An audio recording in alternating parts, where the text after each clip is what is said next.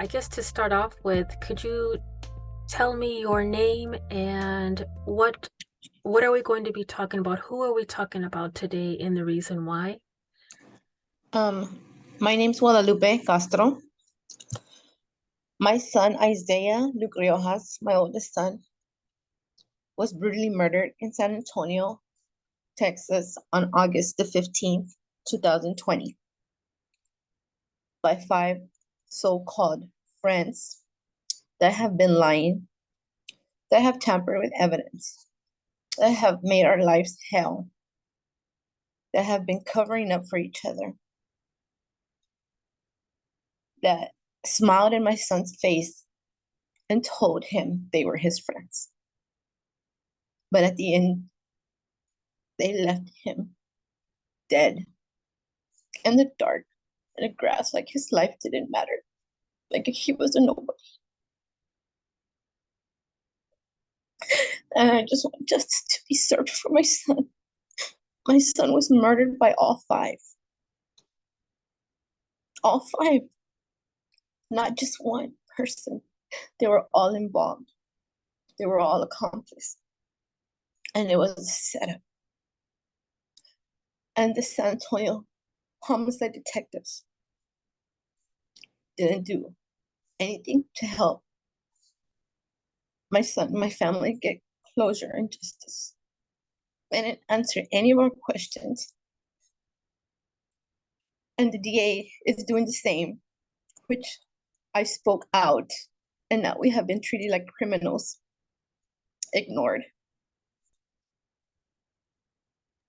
And it's unbelievable that they would do this, that they would treat families of murder victims like this. They give these criminals like a royal treatment. And us, here we are, all we want is answers, the truth to my son's murder.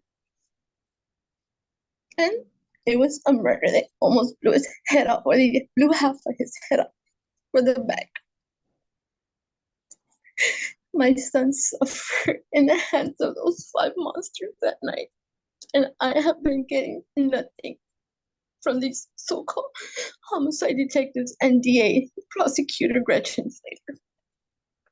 And since I spoke out, they've been against me. Like, it's like retaliation. Like I spoke out against the improper murder investigation, and it's like now it's retaliation. Like now they don't want to do anything to help me out. They ignore my calls, my texts. And it's not right. Like, it's not right. I trusted her. I trusted these law enforcement for answers. This is what they're out there to do, to protect and serve our community, and protect our kids. And they're so corrupted, covering up for each other. It's not right. I've met so many families. I'm not the only mother going through this. I've met so many families out here that have no justice, no closure to their loved ones murder. And it's not right what they're doing. I just wanted to say, Lupe, that my heart is screaming with anger on how they have treated you and your son from the beginning. I've been following your case and watching you on Twitter, how they have been just constantly it felt like he was being brutalized all over again, even after his death. This is affecting you. This is affecting their family and him all over again. And he's not here to fight for that. And you have to take the place of all of this burden. And just watching you, my heart breaks because, and it's so true, like you said, Lupe, there's so many other people, families that are going through this. I live in Texas as well, and I've seen how they treat the Latina community, person who's a person of color. Like, they turn their backs on them and they treat them like they're just garbage. And they don't deserve that at all. That's how I feel. Like, that's how I feel, because of the side of town that I'm from, where my son was murdered. It's the crime is high. Because our skin is brown. Because I have tattoos. My son had 2 tattoos because he was wearing basketball shorts. These detectives right away, they judged him like, oh, he's probably a little gangster, killed, and where all the crime is at in the book. My son played basketball. They traveled a lot. I don't know where he met these kids. 5 days before he was murdered, I told him, both of my boys, I don't like that crowd that you're hanging out with. I don't want to see you in jail, and I don't want to bury one of my kids. Yeah. And he tells me, Mom, I'm 20 years old. I know what I'm doing. And I said, Isaiah, please, I don't like them. Their dad told me, some things that I don't like. And 5 days later, I get to the crime scene and I see him laying in the dark with one shoe on and one shoe off.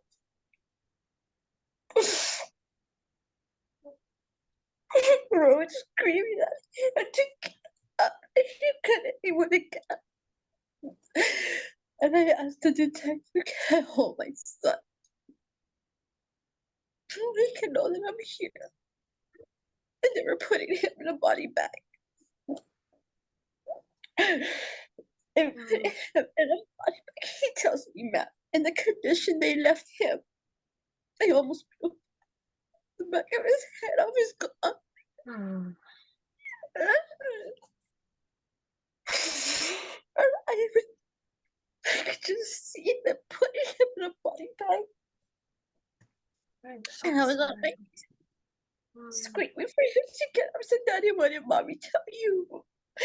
What did mommy tell you these kids were gonna do to you? And look where you're at. Look what they're putting you in. Right. And I saw him put him in the back of a white van. And I took him away and never saw my son. And I have to live with this every day of my life. That is just horrible that you had to go through this. I am so sorry, Lupe. No mother dreams of this, ever, ever. And I am so sorry that you had to do this alone. And thank you for sharing this. I mean, it just tears me up every time I hear it because I've seen your videos and TikTok. I've seen how you are just you have to be strong because he's not here to fight that fight, and you have been fighting it from the beginning. And I would love to know more about before all of this, because he was not just what the police and the law enforcement want to assume him to be. And I'm glad that you're here to tell his side of the story about who he really was, and claim him as the way you've been claiming him from the get-go. These law enforcement and these other people who assume things, I want to put them in their place. And that's why I'm glad that you're able to speak to me today about that, because I want to know about his life, his story, the things that valued in his life, and what was his goals. So I wanted to ask a couple of questions, if that was okay with you, if you had a moment, or do you feel okay? Yes, ma'am. Go ahead. Thank you again. Some of the questions might not be in order, but I guess just as just to have the comfortable conversation flow. So, how would you describe Isaiah? And you identify his nickname. They always called him Easy. Now, him, you being his mother, from you pretty much every flaw, every perfection, everything that he lived his life for. Could you describe to us, um, who was Easy and what did he value most in life? My son Isaiah, like I said, he was my oldest. He was 20 years old. I had him February 2000, and I had my other son in November of 2000. So they always called them twins, Irish twins. And then I have my other son, Carlos. And him and Brandon grew up together playing basketball. Like, they were in the same grade. Everything, they dressed the same. They would not go anywhere without each other. That's why that night I was like, how if my other son would have gone, I probably would have lost him too. But my son, Isaiah, he was my good kid. He laughed all the time. All the time. He made everybody laugh, always had a smile, never argued with anybody. Never. He took care of my mom who was handicapped. My parents and his brothers were everything to him. Every time he would get paid, he would go buy him something, buy my mom something, take us out to eat. And then he would think about himself. He would drive my mom to her doctor appointments, put her in the truck, take her out of the wheelchair, and drive her to her pharmacy. And he was a good kid, never in trouble. I And don't know. based on his, thank you for sharing that, Lupe. Based on what you've just identified, it seems like Easy's personality was he was outgoing, he was athletic, he just lived life. He joked. I love that. I love when He because I played have three basketball. boys. I have three boys of my own, so they're jokesters. They want to make you laugh. They know that you're down. They know their mother. They know how Yeah. to lighten things up in life and make the best of it. And um, did you so what were the particular times that you recall Easy was especially joyful? And you did identify that he was in basketball. What other activities did he like to do? What was You know, joyful for him? he played ball. They traveled a lot. They played with the AAU Hmm. basketball teams. They raised money for breast cancer. That was the last team they played for. Wow. They were the only two Hispanics on all, Judson and Wagner team. Like, they're like kids that know how to play ball. They're tall. My kids were the shortest kids, the only Mexicans on that team. And they were starters, so they were always like, the twins are playing, the twins are playing. And Mm. he just tried hard to where he was at. He played in Las Vegas 5 times. Wow. Him and his brother, and they never played without each other on the court. Like, they were always on the same team. They would go to the park down the street and teach little kids how to play ball, and because a lot of kids would like look up to them. And Hmm. my son now, he doesn't really play ball without his brother anymore. And Yeah, that's because he had something special with his brother. yeah, He and doesn't want. he was known in the neighborhood for playing basketball. Mhm. He had a lot of friends. The night that he was killed, they did a candlelight, and the whole street was full with people. Like, people I didn't even know. They came from out of town. People from out of state sending us their condolences. And he was well loved. Well loved. Yeah, for And he would sure. always say yes to everything. I would say, Isaiah, you have to say no. No, mom, I have to help him. No, mom. Like, and I would tell you, sometimes you have to learn how to say no. Isaiah, no, mama, if I can do it, I'm going to help him. If I can, I'm going to help him. My son was born with seizures. He was sick when he was born. Mhm. He didn't want nobody to know that, he had a disability because he just wanted to be a normal kid. Mhm. Mm. He wanted to be a normal kid and play basketball. And the doctor would tell me, "Now he can't play basketball because of his seizures." He wanted to see the good things in people, even though I can see that. He saw the good in people. It seems like he gave people like a I was clean like, I'm good. I'm gonna slate. play. I'm gonna play. Yeah, yeah, Yeah. exactly. He didn't Wow. want his friends to know that he Right. had a disability. And they would tell him no, but he still went out there on the court and worked hard to where he got. And when I found out they shot him in the back of his head, after Mm, I protected him, it's for the seizure to come, it just killed me to know, like, oh, my son suffered. But he was a good kid. And you yeah, can ask wrong. I think that I think that one of the things that I've noticed is there was when you mentioned that there was a lot of people that attended the vigil, there's a it's so it's so bittersweet, but it seems like we have a lot of people in this community that are going through the same grief. They understand what a mother's going through, and they're they want to come there to support. I just, I just wish it was, something that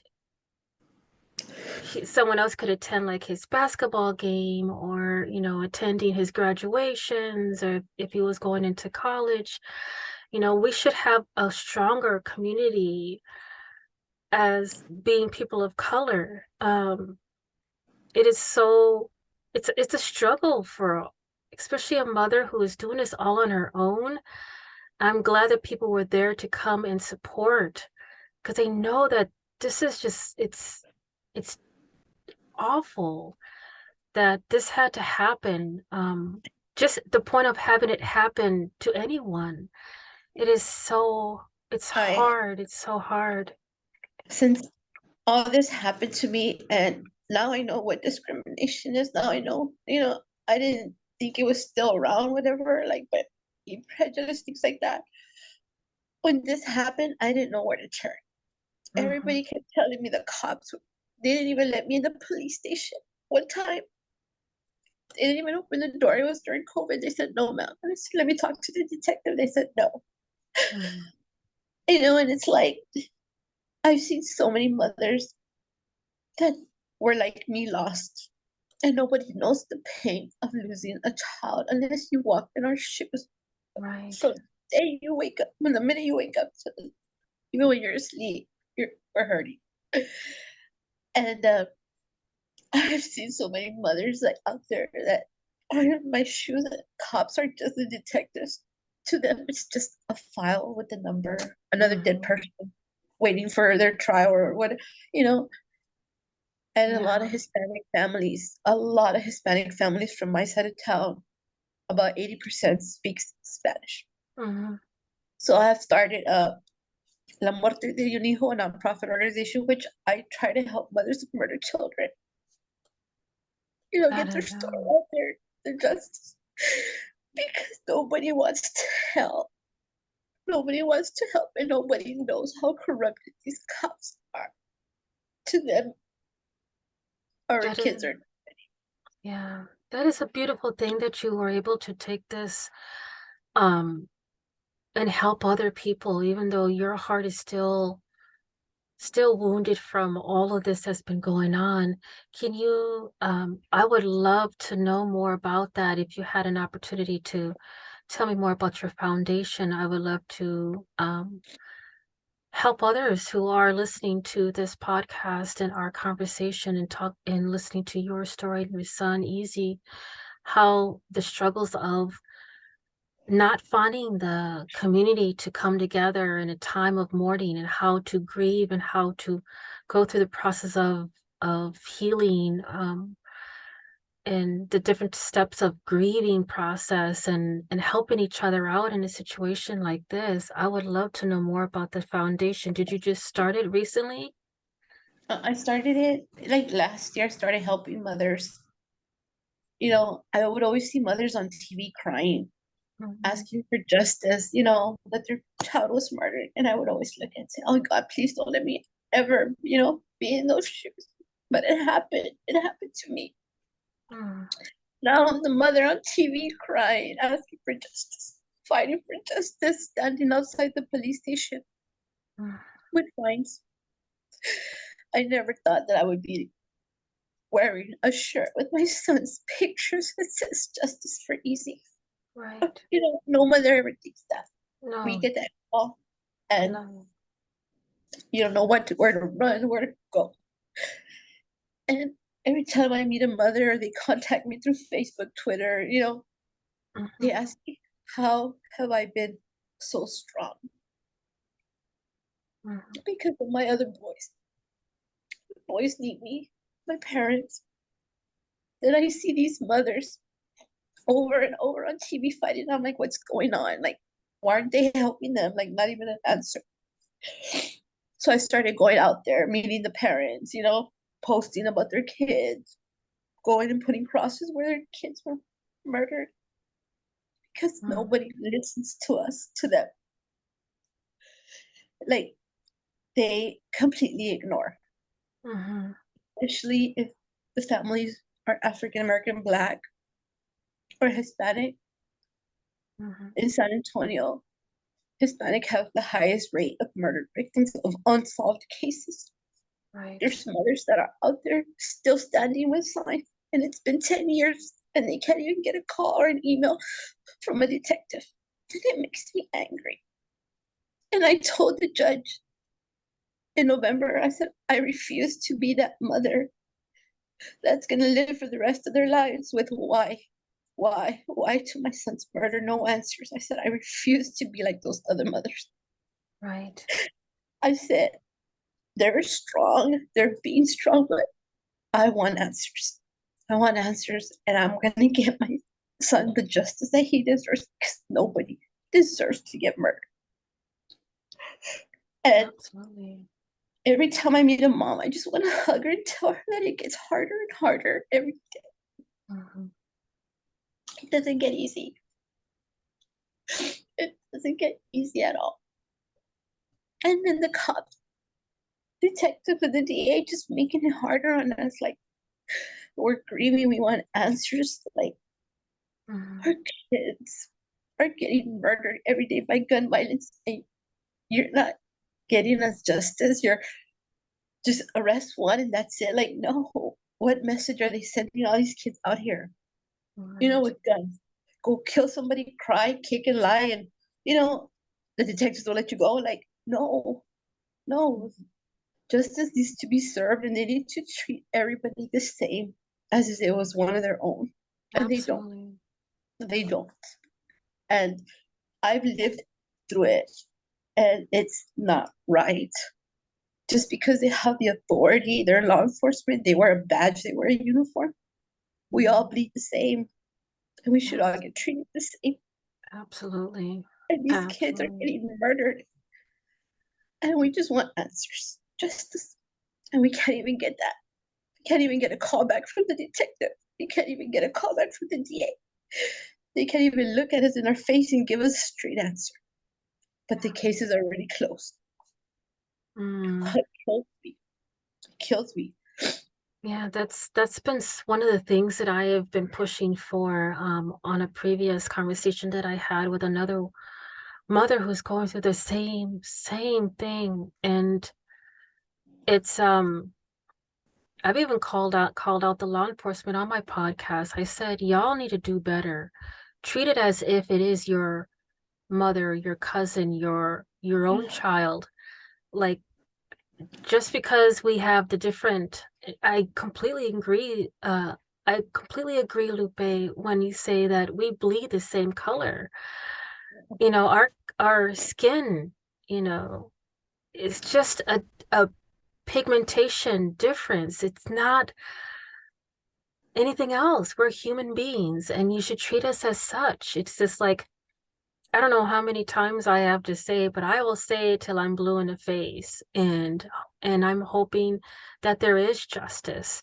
And I did mention, I sent you an email about how you can move forward even more by, because I'm part of the crowdsourcing cold case community called uncovered.com, and they have the ability, they have previous retired investigators, they have forensic psychologists, retired people who are actually who've worked with other cases, but they're just doing it as a side job because You know, they might be half retired. But there's a group of people in uncovered.com that work with cases like yours to collaborate and collect enough information and that's solidified and relevant to pointing out the people who were involved in a Yeah. case and to find justice. And that's one thing that I love about this community is that they've helped me uh from the beginning to now. I mean, I reach out to them all the time and they just have lots of total people who are passionate about the same goal to get justice, to find closure, to get healing process, to find a resting, peaceful resting for the person who has lost their lives on, find the people who've done this. And, I love it. I love what they do. They have that same drive. And I thank you so much for speaking with me. It looks like that I'm probably running a little bit out of time on my Okay. Zoom call, but I really wanted to hit on some of the subjects in to get more clarity on uh like the things that you have been going through.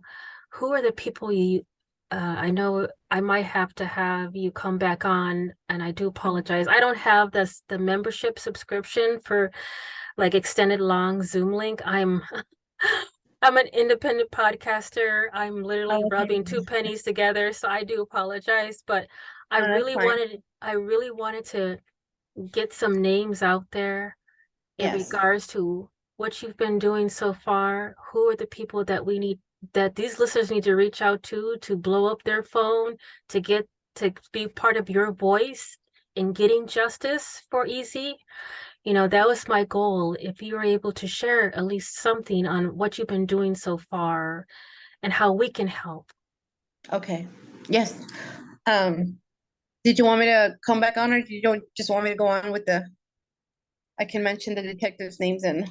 Yeah, let me go. I'm going to send you another link and Okay. we'll spill it all out for everyone because I want everyone to come together with your voice to amplify your work and your progress and to amplify your voice to make it Okay. heard across the world, to get something done, to get justice for Easy.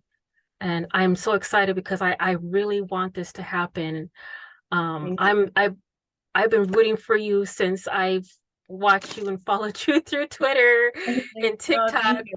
Thank you. because I feel you. You have so much passion and so much drive that I can't just ignore that. And there's a saying that the squeaky wheel gets the oil, and I'm ready to bring out I'm that ready to oil spit it can. out. You know what I mean? I'm ready Yeah, to I'm ready to put them out there. Like, I'm right. ready. Let's do it. Because I mean, Okay. let's do it. I am so fired up right now.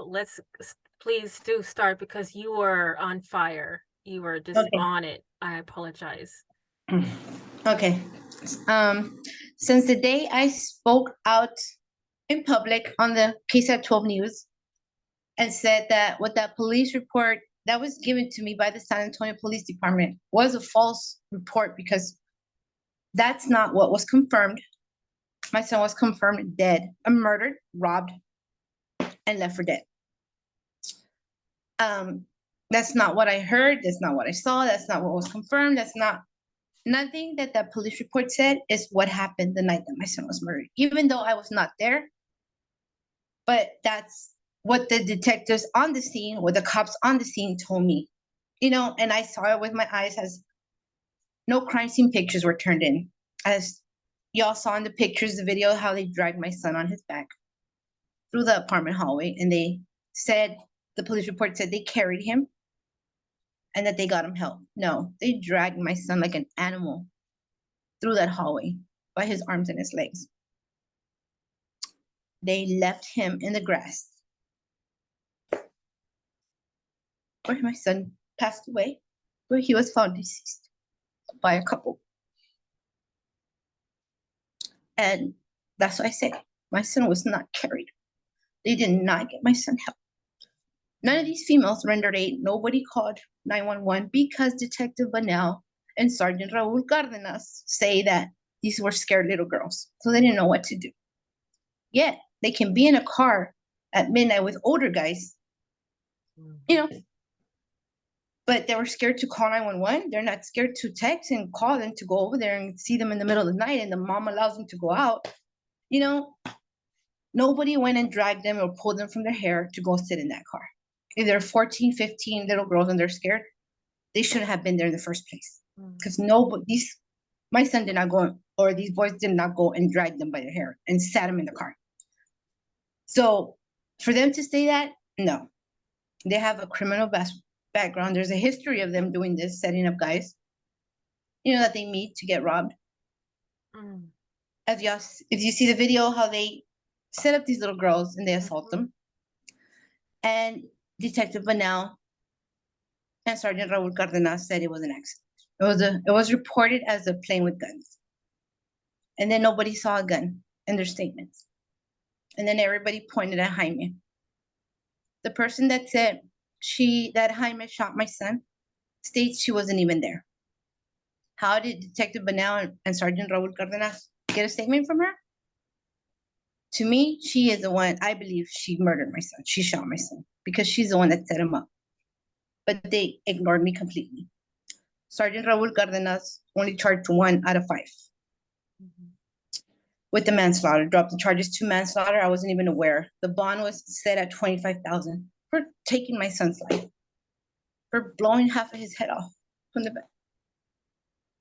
Now, you mentioned also, I do apologize, because I mean, you had information that I would love to just, you were on it, and in regards to how that these girls were setting them up, they were stealing from your house, and all this other information that kind of led up to this, that 4 days before all of this happened.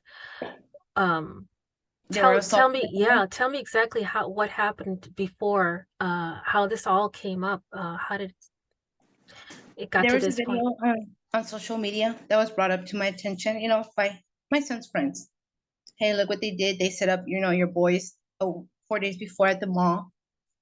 And they recorded everything. They recorded how they jumped them as they were sitting down eating with their girlfriends. They started assaulting their girlfriends and the boys. They had like this whole little gang with them because they claimed to be in a gang. So they recorded it. They went live with Angelina Tovar having her baby that was maybe like 6 months. Hands the baby over just to any kid there and starts assaulting these girls and my sons. They're live and they're laughing about it, like laughing about it. So I give it to the DA, I give it to the detectives. I'm like, the same 5 people that were there at the mall that set up my boys are the same 5 people that were sitting in that car when my son was shot. You mean to tell me that bullet went in the back of my son's head right after he sat in the passenger seat? I said it could have gone anywhere else, but it went straight right in his head. Well, I asked the detective and the prosecutor why my son had scratches on his face if he was dragged on his back, why his nose was broken, because it was brought up to my attention too by his friends and my family that his face was messed up. I never got an answer from none. November, we go to court and Jaime Riojas states that Eliza Tovar, one of the females that was in the car, assaulted my son, and that's why my son went to the front seat. And I was never told this. Why she hasn't been arrested, why they weren't arrested, all 5 of them, I don't know. Because the mom knew the detective, or the detective was being sweet to the mom. You know, so only 1 kid got charged with manslaughter. It was not a manslaughter. It was not an accident, and they were not playing with guns. You also mentioned that thank you for sharing this.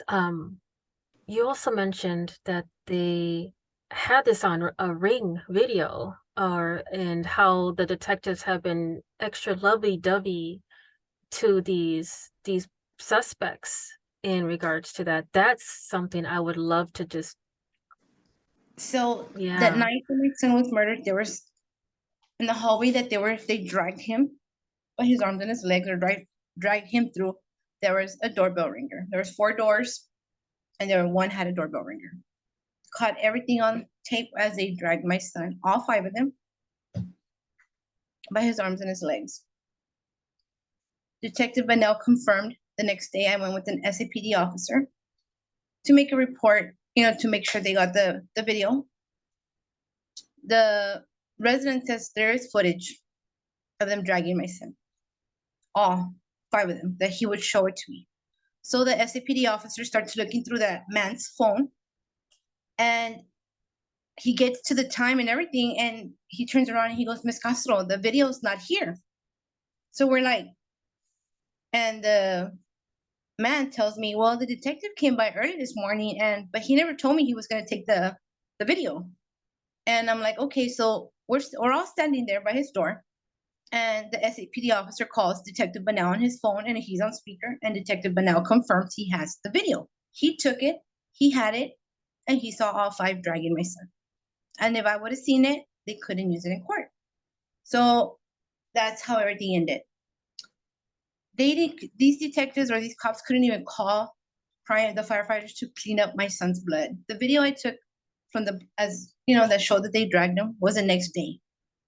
Like, they couldn't even do that.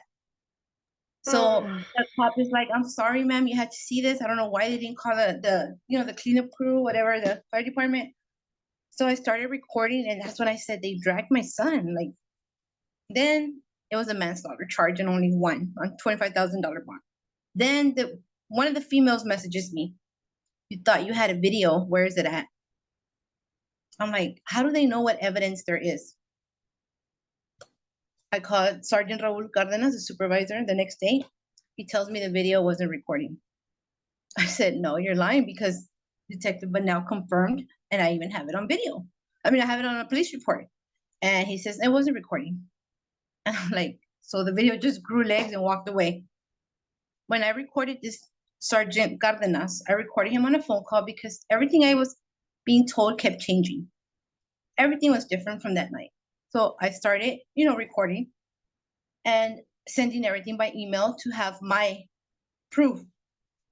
And he tells me, these girls, their story never changed, but he knew their names like offhand. Like, if he knew these females, whatever, he knew their mom, like if he's related to them or whatever, but I knew there was something more going on.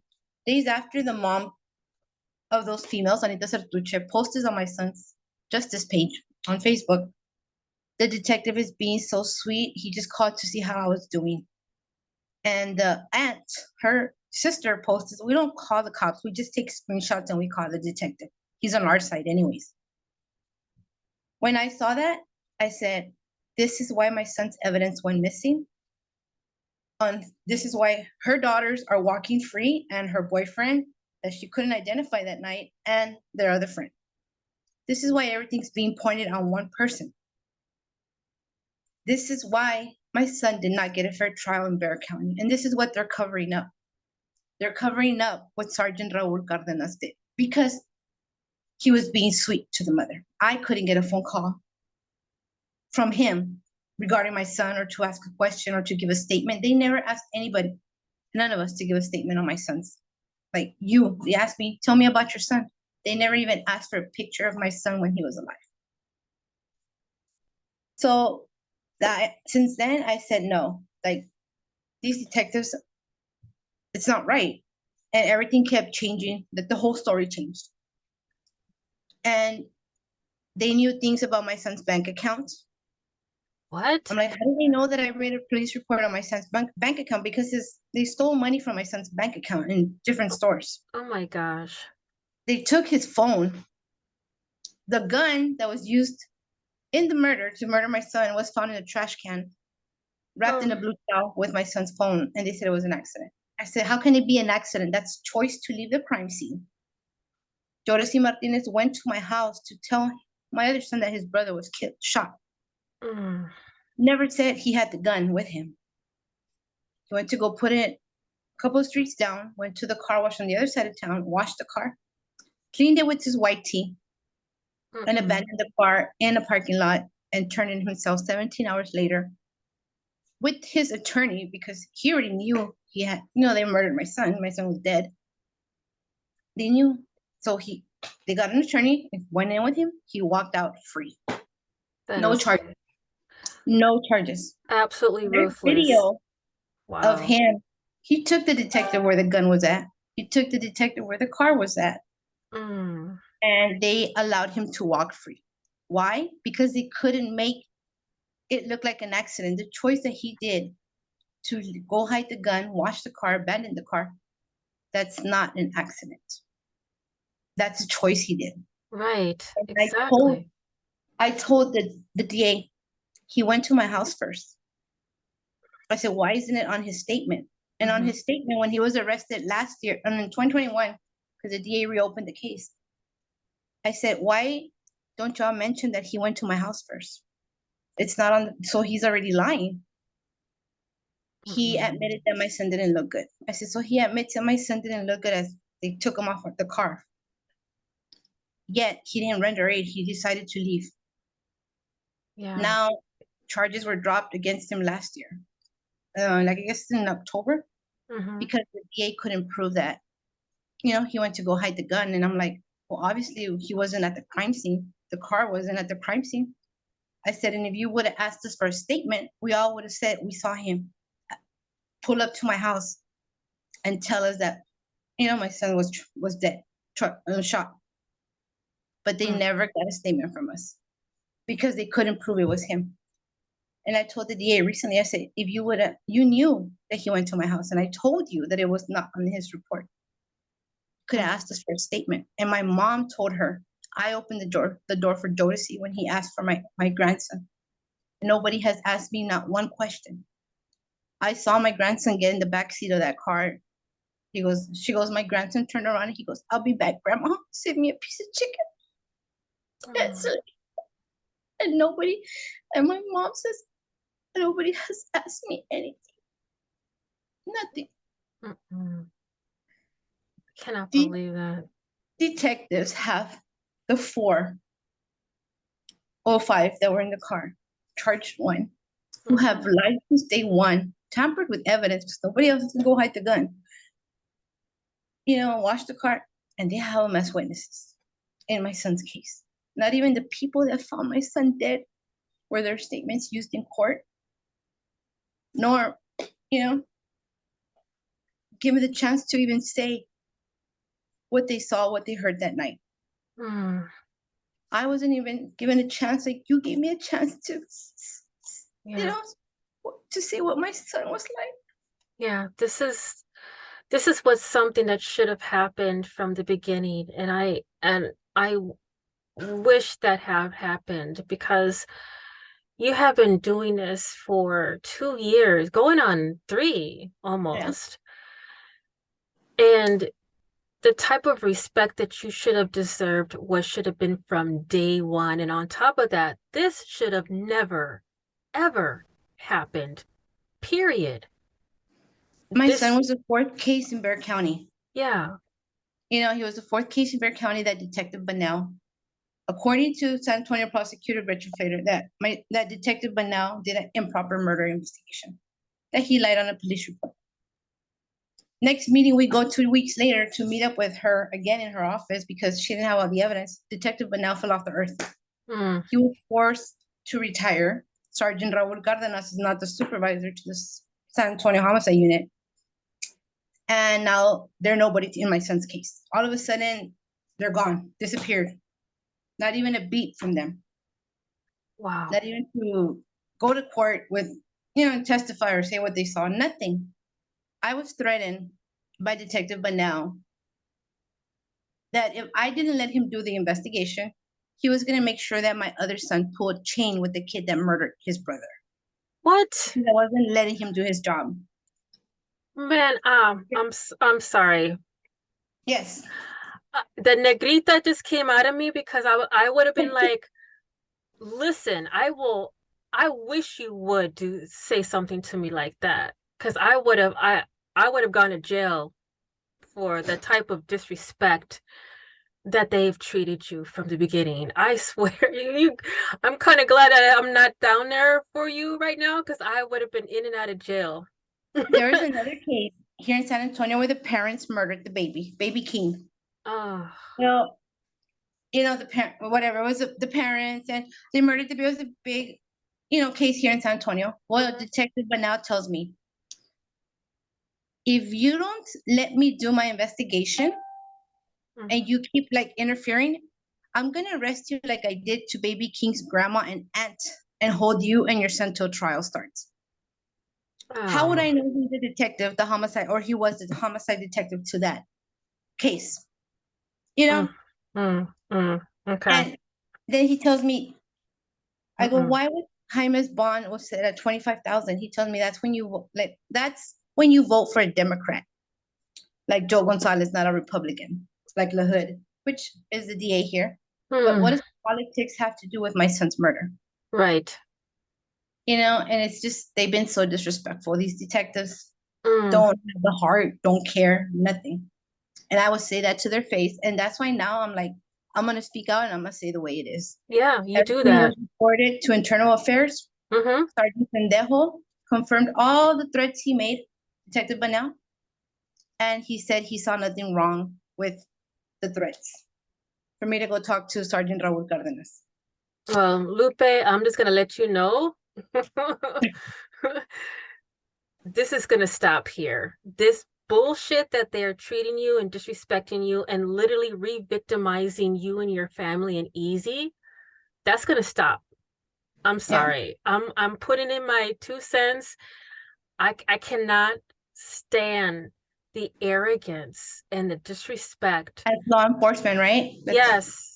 Like they're spitting in our face. Like literally, like they might as well go ahead and do it on the coffin on our loved ones, because that's what they're doing. They're literally re-victimizing.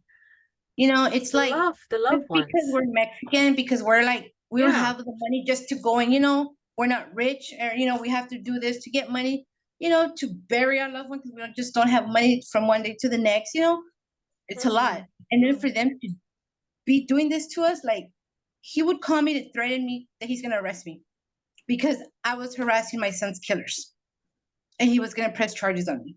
I wish he would. I mean, to me, I'm like, I wish a motherfucker would. I'm sorry. I wish he would. I swear to God, I wish he would.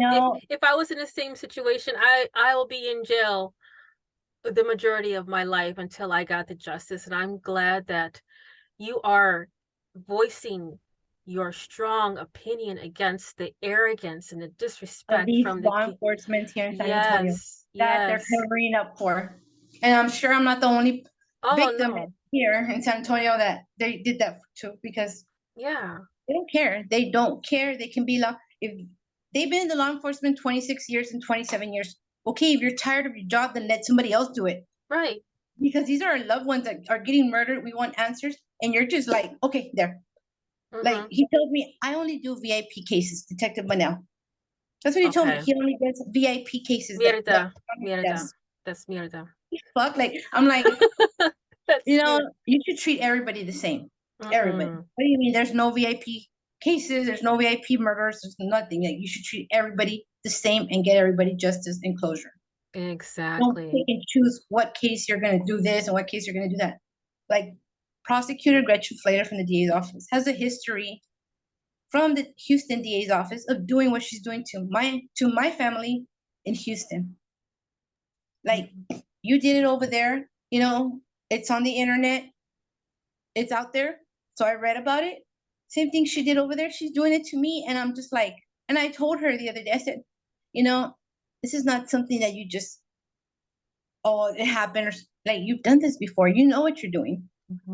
You're known for sabotage. How do you say it? Sabotaging sabotaging. Yeah.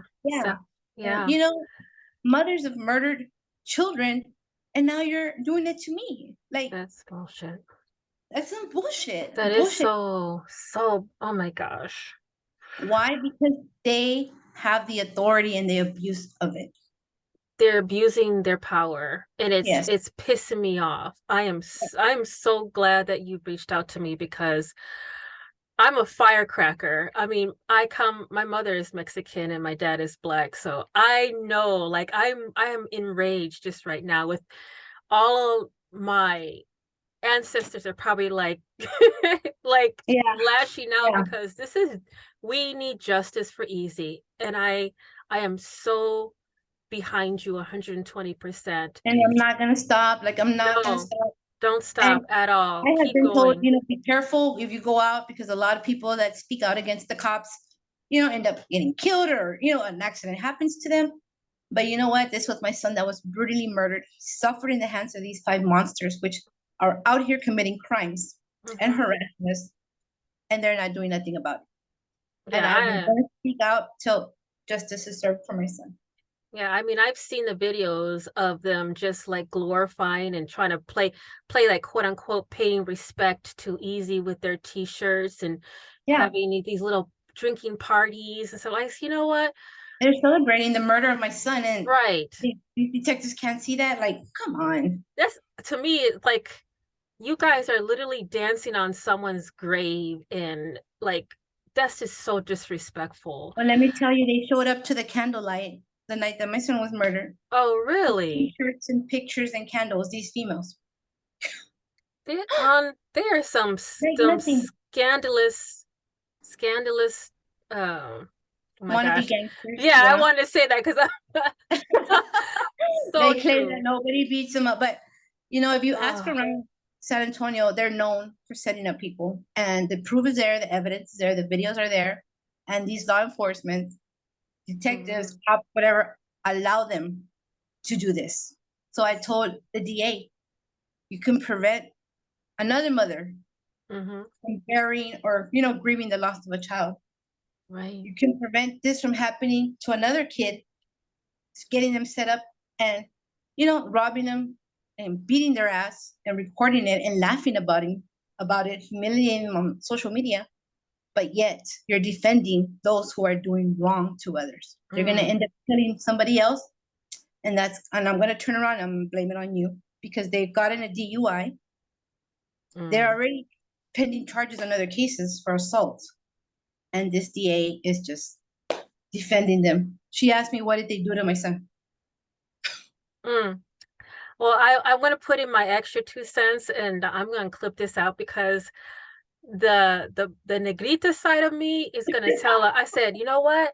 Let those bitches come up to where I was. I used to live in Milwaukee, Wisconsin, right next to Illinois, Chicago. Let those Uh-huh. bitches come up there and see how well that's going to play the little game that they're going to play. It's going to turn the script on them, and their ass is going to get beat the hell down with And their and you see their trickery. messages. They tell me my life is better than yours. Let your That's son rest bullshit. in pissed. Like he's already dead. Let him die. Like he's already dead. Like go Fuck live your that. life. Go I get wish justice somewhere else. Like that. I used to have those girls for breakfast when I was a teenager. But those are the witnesses that the San Antonio Homicide Unit and DA say are my son's only witnesses. Mm, mm. Okay, let me come back down because I'm fired up and I'm gonna be like running around, stomping around the house for the rest of the day, just like fired up about this because I want justice. And I am going to be next to you, Lupe, as much as I can with what I have, my resources. Thank you. In closing, Lupe, thank you so much. In closing, is there anything that you'd like to share to the listeners in regards to how they can help or what they can do to, you know, be part of making this justice happen? There's a lot of families, like I said, that I met out there that don't speak out because of the harassment, retaliation from the cops, from those involved in the murder, like mine. Speak out because we are their only voice and we are the only ones that can get our loved ones justice. Nobody deserves to get murdered, to suffer, like my son suffered. Right. And for them to brag and laugh and be out there partying, living it up, and still harassing us, attempting to run me over, Yeah. showing us guns to where we're at, speak out because they're going to end up striking and killing somebody else's child. Mhm. And And it's- justice will be served at the end. It takes time, but justice will be served. But don't give up. One door closes and another one's going to open. There's a lot of families out there that are looking up to us in the Yeah. battles that we're going through. And we have to teach them and show them that we're not going to give up, and for them not to give up. There's Exactly. crooked, corrupted law enforcement out there. And I'll never see the San Antonio Police Department the same as I did before. Mhm. Don't give up. And there needs to be police accountability everywhere, everywhere. And that Exactly. they need to be put out on social media. They need to be, you know, shown what they have done, what they do. Instead of protecting and serving our community, they're bringing more pain to grieving families. They are the ones that allow all this violence out there because they give them a slap on the hand and they go back out. Mhm. They lie for these kids and they're out there. Yeah, there's more of those more. This is just one group of children, or I want to Right. call them children, ruthless, disrespectful children who are making people's lives miserable. There is more like that in all over And the the cops place. And the don't want to cops, deal with it. They don't want to yeah, deal with it. and that's going to stop with us. We're going to get the word out.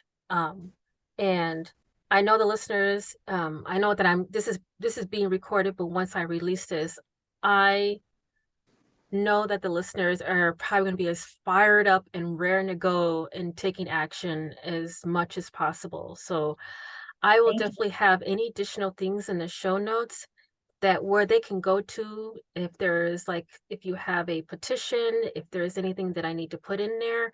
I want this to be on blast, like hardcore blast. People are going to be Yeah. held accountable. I want these cops held accountable, detectives, DA. It doesn't matter. We all bleed the same. We break the law, we go to jail. They Mhm. break the law, they need to be held accountable and be responsible, held responsible like we are. They're no better than us. We all bleed the same at the end, and we all die the same. Like, you know, we're all gonna die. We're not gonna, but we all bleed the same. Nobody should be treated better. There's no VIP. There's nobody, nothing. Like, treat everybody the same because Yeah. we're all hurting. Yeah, that is so true. Thank you, Lupe. And